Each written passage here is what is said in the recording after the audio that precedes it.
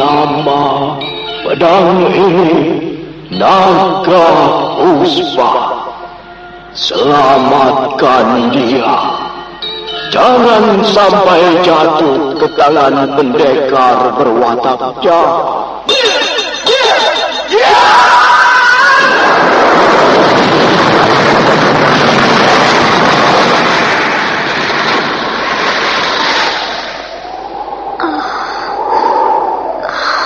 Kakang Kamandanu, kau masih juga tidak percaya bahwa aku mencintaimu. Mesin, maafkan aku, Mesin. Mesin. Mesin!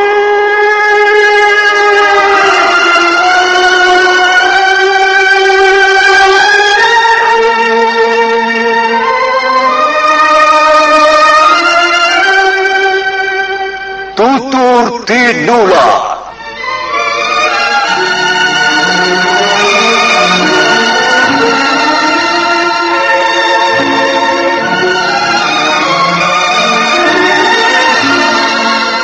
Sebuah sandiwara radio serial, produksi Sanggar Cerita dan Teater Sanggar Prativi. Sebuah kisah dengan latar belakang sejarah runtuhnya Singasari dan berdirinya Kerajaan Majapahit.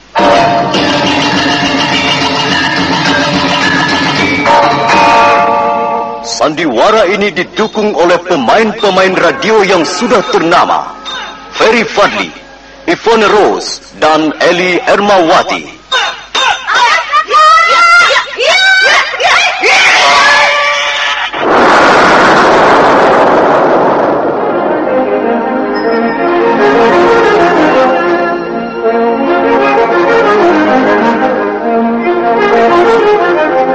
Naskah ditulis dan diolah oleh S. Tijab, hiasan musik dan sutradara C. Ispriyonoka.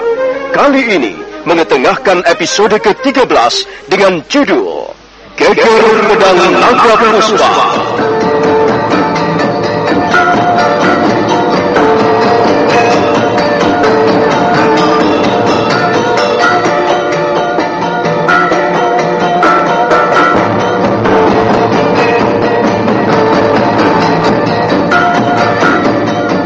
Dalam seri ke-367 ini didukung oleh para pemain Mas Dewa sebagai Gagarangan, Lukman Tambose sebagai Empu Bajil, Margaret sebagai Dewi Sambi, Petrus Ursman sebagai Ranggu, Mario sebagai Kepala Desa, Mogan sebagai Prakalpa, dan Asdi Suhastra pembawa cerita. Selamat menikmati.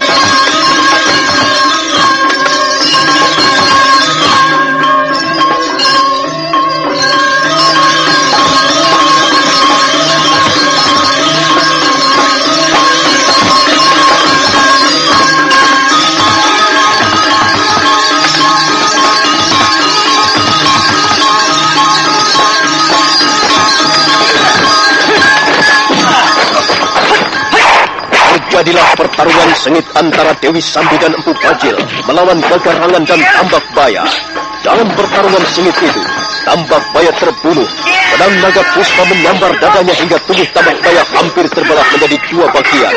Dan tubuh yang berlumuran darah itu pun roboh terjungkal. Melihat sahabatnya binasa, Gagarangan buru-buru melompat ke arah punggung kudanya dan mengaburkan binatang itu sekencang-kencangnya. Iya! Iya!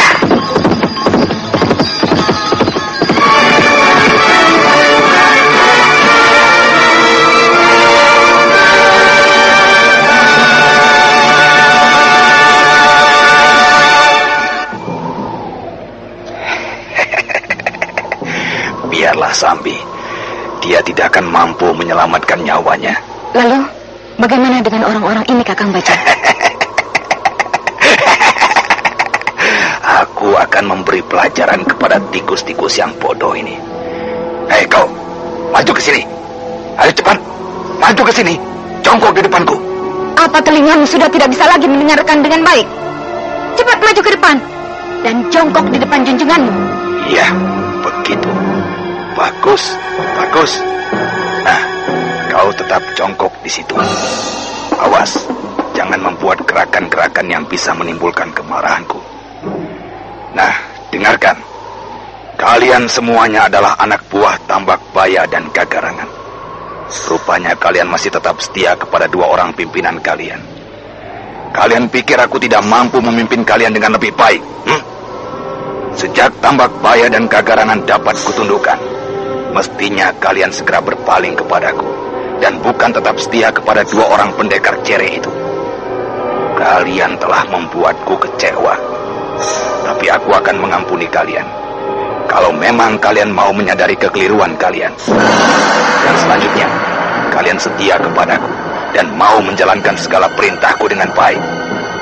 Ayo, terus terang saja. Siapa di antara kalian yang bermaksud membangkang perintahku? Siapa di antara kalian yang tetap ingin pergi meninggalkan Bukit Pendem untuk mengikuti Tambak Baya dan Gagarangan? Ayo angkat tanganmu ke atas tinggi-tinggi. Aku ingin melihat seperti apa rupa orang yang tidak menyukai kepemimpinanku. Ayo cepat angkat tangan. Angkat tangan kalian tinggi-tinggi. Terus terang saja. Janganlah menjadi laki-laki pengecut.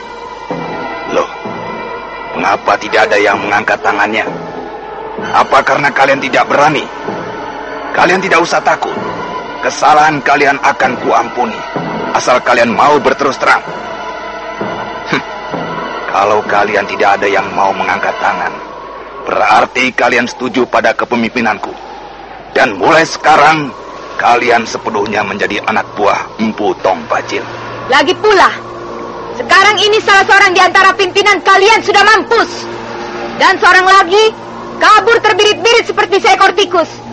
Apa yang bisa kalian dapatkan dari seorang pimpinan seperti itu? Lebih baik kalian berpaling pada Kakang Bajil. Dia lebih pantas menjadi pimpinan kalian. Nah, lihat. Aku akan membuktikan bahwa memang aku lebih pantas memimpin kalian. Sekarang ini aku akan memberikan sekedar contoh. Aku akan memberikan contoh sekaligus peringatan keras bagi siapa saja yang ingin menentang dan membangkang perintahku. Lihat orang ini, dan lihat apa yang akan terjadi pada diri orang ini.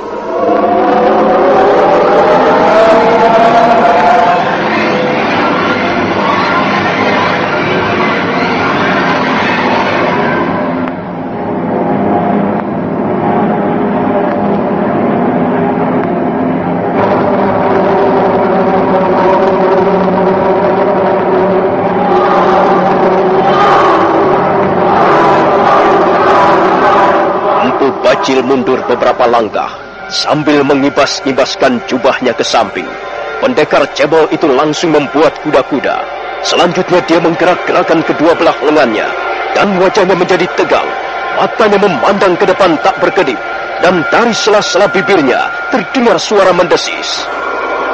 Siro Ratuning Geni, Siro Angwasani Lakuning Geni, Jagat Iro Jagat Geni, Langit Iro Langit Geni, Sekara Niro Sekara Geni. Nah, sekali lagi aku katakan kepada kalian semua bahwa ini kulakukan sekedar contoh. Ini kulakukan untuk memberikan peringatan keras kepada kalian. Kau, ayo, kemari, mendekat kepadaku. Ayo cepat. Cepat lakukan apa yang diperintahkan Kakang Bajil.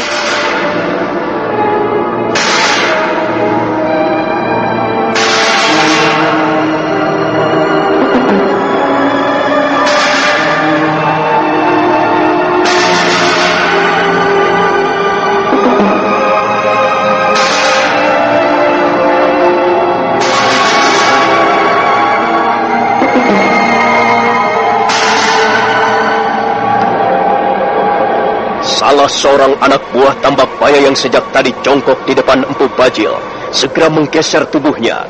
Tak ada seorang pun yang tahu apa yang akan dilakukan Empu Bajil. Juga orang itu, dia tidak menyadari bahwa bahaya maut mengancam di depan matanya. Dia sama sekali tidak tahu bahwa sekarang ini Empu Bajil sudah menggenggam Aji Segara Geni. Aji Segara Geni yang sudah mendekati tingkat kesempurnaannya. Orang itu sudah bergerak semakin dekat, Dan sekarang dia jongkok persis di depan Empu Bajil. Selanjutnya semua orang melihat tangan kanan pendekar cebol itu menjulur ke depan, ke arah laki-laki malang itu. Laki-laki itu tersentak, demikian telapak tangan Empu Bajil menjamah lehernya. Dia merasakan seperti tersengat oleh bara api yang bernyala-nyala. Aduh, panas sekali. Aduh, lepaskan. Ampun Tuan. Ampun Tuan Bajil. Aduh, panas sekali. Lepaskan, aduh biar. Empu Bajil terus mencengkram leher orang itu dengan telapak tangan kanan yang sudah dilampari api sigara geni. Leher orang itu bagaikan terbakar dan keluarlah asap putih yang segera lenyap tertiup angin perbukitan. Orang itu terus menggeliat kesakitan, matanya mendelik, dan dari mulutnya keluar busa keputih-putihan. Empu Bajil dengan sebelah tangannya mengangkat tubuh orang itu, dan orang itu pun masih terus merintih-rintih kesakitan sambil menggeliat-geliatkan tubuhnya. Sementara cengkraman Empu Bajil masih terus melekat di bagian lehernya.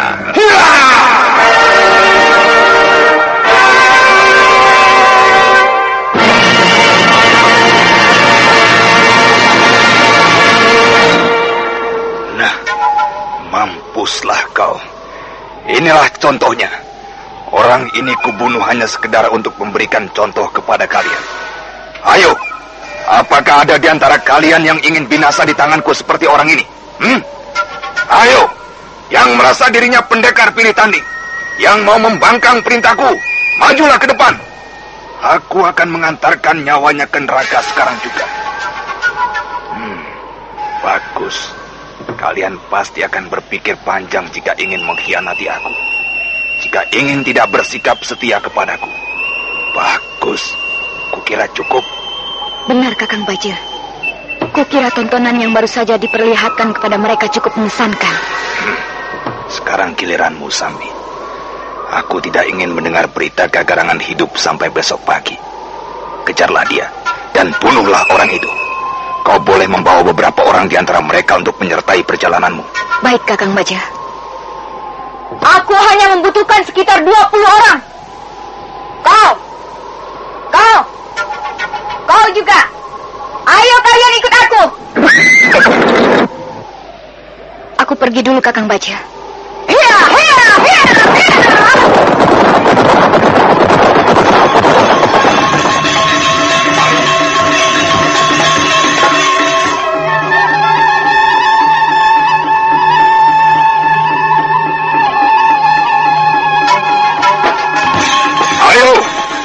Kalian semuanya kembali ke puncak Bukit Pendem.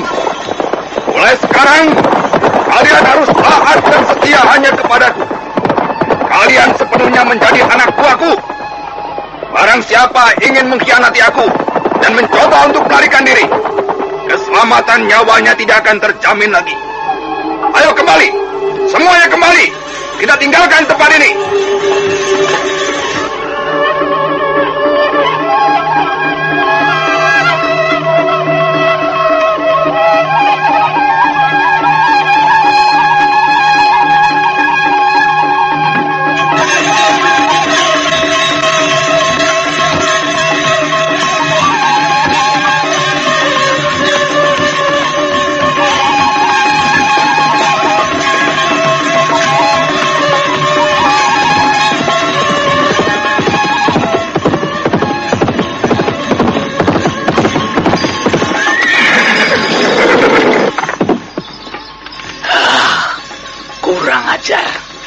Pendekar iblis dari lereng Tengger itu telah membunuh Kakang Tambak Baya.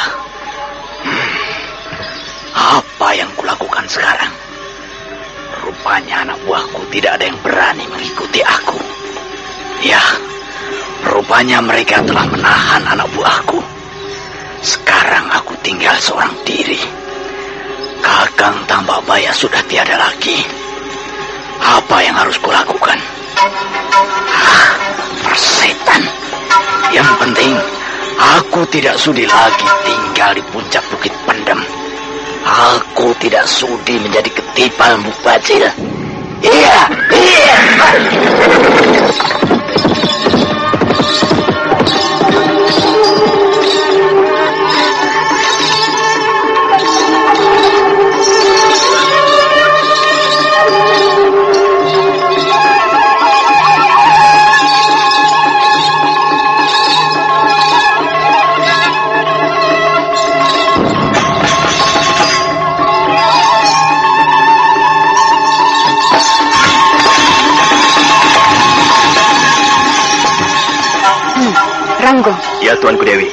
sampai di mana sekarang? Kalau tidak salah, kita sekarang memasuki desa Kanduyuhan, Tuanku Dewi. Aku yakin Gagarangan bersembunyi di desa ini. Dan kita harus mencarinya sampai ketemu. Maaf, Tuanku Dewi. Kalau tidak salah, rumah di depan itu adalah rumah kepala desa Kanduyuhan. Barangkali kita bisa bertanya kepada kepala desa. Siapa tahu kepala desa itu dapat memberikan keterangan yang kita butuhkan, Tuanku Dewi. Bagus. Kau ketok pintunya. Dan tanyakanlah apakah ada orang asing singgah di desa ini. Baik, Tuanku Dewi. Rangkuh, pendekar yang juga bekas anak buah Tambak Baya itu segera melompat dari punggung kudanya. Sebentar kemudian dia sudah berdiri di depan pintu rumah kepala desa Kanduyuhan. Buka pintunya! Cepat! Buka pintunya! Buka pintunya, Pak Kepala Desa!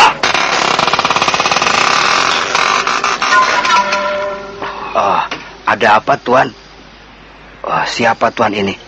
Rupanya Tuan membawa teman-teman. Apa yang dapat saya lakukan untuk membantu Tuan? Kami hanya ingin tahu, apakah kau melihat ada orang asing singgah di desamu ini? Orang asing? Ya. Orang itu bertubuh tinggi, tegap dan kekar. Rambutnya agak panjang. Dia mengendarai seekor kuda berwarna coklat tua. Apakah kau melihatnya? Maaf Tuan, saya agak kurang enak badan. Sejak tadi saya hanya berbaring saja di dalam bilik. Saya tidak melihat orang yang Tuan maksudkan. Kau kan mempunyai petugas-petugas jaga. Apakah mereka tidak melaporkan kehadiran orang itu kepadamu? Maaf Tuan, tidak. Saya tidak menerima laporan apa-apa. Maaf kalau saya telah mengecewakan Tuan. Tapi, siapakah sebenarnya Tuan ini? Tuan berasal dari mana? Dan mengapa Tuan mencari-cari orang itu? Itu bukan urusanmu. Baiklah, kau boleh meneruskan tidurmu, Pak Kepala Desa. Kami akan mencari sendiri orang itu. Ya, baik Tuan, baik. Sekali lagi maaf kalau saya telah mengecewakan Tuan. Dewi sambil kelihatan sangat kecewa. Begitu Rangkuh mengatakan bahwa kepala desa Kanduyuhan sama sekali tidak melihat kehadiran orang asing. Pendekar wanita itu terdiam sesaat lamanya di atas punggung kudanya. Nampak pancaran wajahnya membayangkan rasa tidak puas. Aku tidak percaya. Pasti kepala desa itu telah berdusta. Sekarang, mari kita obrak-abrik desa Kanduyuhan ini. Kita cari Gagarangan sampai ketemu. Ayo cepat. Kalian semua bergerak menyebar. Dan kau Rangkuh, kau ikut bersamaku. Ayo, kita bergerak bersama-sama. Kita nanti akan bertemu di tepi desa sebelah sana.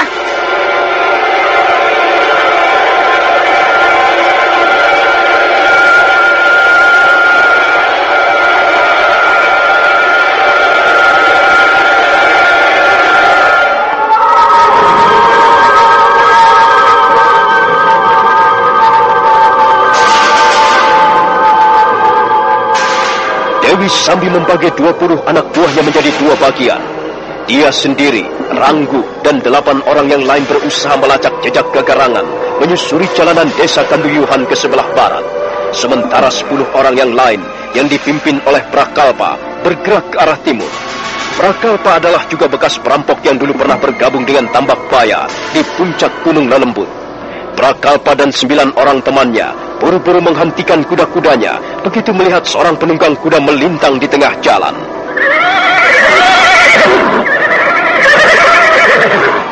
Apa maksudmu menghadang perjalanan kami? Minggirlah, kami mau lewat. Kau dan teman-temanmu itu mau kemana, Prakalpa? Prakalpa terkejut. Dia sama sekali tidak menduga bahwa penunggang kuda yang dihadapinya adalah Gagarangan. Untuk sesaat lamanya dia tidak mampu mengeluarkan kata-kata sepatah pun. Gagarangan segera turun dari kudanya. Melihat Gagarangan turun, Prakalpa dan teman-temannya pun ikut turun dari punggung kudanya masing-masing. Apa yang kau lakukan malam-malam di desa ini, Prakalpa? Kalian sedang mencari-cari aku, bukan? Benar, Kakang Gagarangan. Kami mengemban tugas dari pimpinan kami, Empu Bajil. Wah, setan cebol itu tidak pantas menjadi pimpinan kalian. Lebih baik kau tinggalkan 2 pendekar jahat itu, Prakalpa. Tidak, Kakang. Kami sudah berjanji. Bagaimanapun juga, Kenyataannya Empu Bajil dan Dewi Sambi adalah pimpinan-pimpinan kami sekarang ini. Kami tidak bisa membantah ataupun membangkang perintah mereka. Prakalpa, kita kembali saja ke puncak Gunung Lelembut malam ini juga. Tak ada perlunya kita mengikuti penjahat-penjahat tidak bermutu seperti mereka. Kita hanya disuruh merampok, merampas, dan membunuh tanpa tujuan yang pasti. Ayo cepat, kita tinggalkan desa ini dan kembali ke puncak Gunung Lelembut. Tidak bisa, Kakang. Kami tidak bisa mengikutimu. Mengapa kita harus bermusuhan, Prakalpa? Kita dulu bertahun-tahun lamanya berkumpul bersama-sama di puncak Gunung Lelembut. Kita makan bersama, tidur bersama, dan kita berlatih ulah kanuragan juga bersama-sama. Kita tidak boleh membanggakan diri berkat tuntunan Gusti Ranggalawi. Kita berhasil meninggalkan jejak-jejak kehidupan masa lalu yang hina. Kita berhasil meninggalkan kehidupan perampok dan para penjahat jalanan yang menjadi musuh masyarakat. Kita harus berbangga hati, Prakalpa. Karena itu, ikutilah nasihatku. Kita kembali ke Gunung Lelembut dan kita bisa membangun kembali persahabatan kita di sana. Tidak ada gunanya mengikuti orang seperti Empu Bajil dan Dewi Sambi. Maaf, Kakang Gagarangan. Kami terpaksa tidak bisa mengikuti nasihatmu. Sekarang kami bukan anak buahmu lagi. Kami harus menjalankan perintah atasan kami. Jadi kalian benar-benar ingin menangkap Gagarangan? Ayo, lakukan. Lakukan kalau memang berani dan bisa. Ayo, majulah bersama-sama. Gagarangan tidak akan mundur bareng setapak.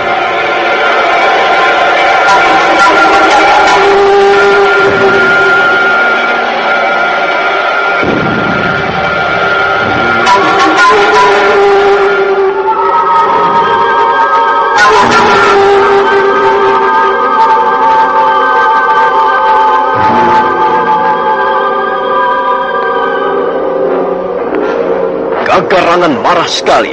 Dia mencak-mencak sambil berkacak pinggang dia menantang bekas anak buahnya. Sementara itu Prakalpa dan teman-temannya nampaknya juga tidak ingin berbalik haluan. Nah, saudara pendengar, bagaimanakah kisah selanjutnya? Apa yang akan dialami oleh Gagarangan? Apakah akhirnya dia akan bentrok dan